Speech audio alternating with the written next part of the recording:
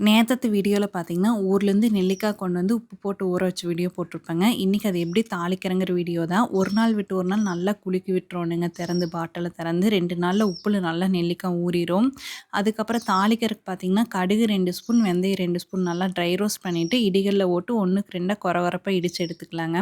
அப்புறம் பாத்திரத்தில நல்லெண்ணெய் ஒரு 200 மில்லி அளவுக்கு விட்டு, நம்ம ஊற வச்ச நெல்லிக்காய் உள்ள போட்டுறணுங்க. உப்பு ஆல்ரெடி இருக்கறதுனால உப்பு தேவையில்ல. தனி மிளகாத்தூள் மட்டும் போட்டுக்கலாம். உங்க வீட்ல எவ்வளோ காரம் சாப்பிடுவாங்களோ அதுக்கு தகுந்த மாரி மிளகாத்தூள் போட்டுட்டு, ஒரு அடுப்ப 1/2 மணி நேரம் சிம்ல வச்சுட்டு அப்படியே விட்டுறணுங்க. நல்லா எண்ணெய் பிரிஞ்சு வந்துரும். நெல்லிக்காயுமே பார்த்தீங்கன்னா, நல்லா வெந்துரும்.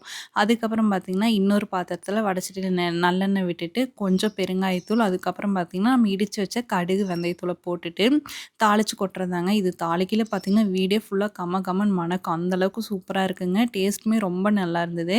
கடைசியா வெல்லம் கொஞ்சமா போட்டுட்டு இறக்கிடலாங்க. ஆறுனதுக்கப்புறம் கண்ணாடி பாட்டில்ல ஸ்டோர் பண்ணிக்கலாம். கண்டிப்பா ட்ரை பண்ணி பாருங்க. நாளைக்கு பார்க்கலாம். பாய்.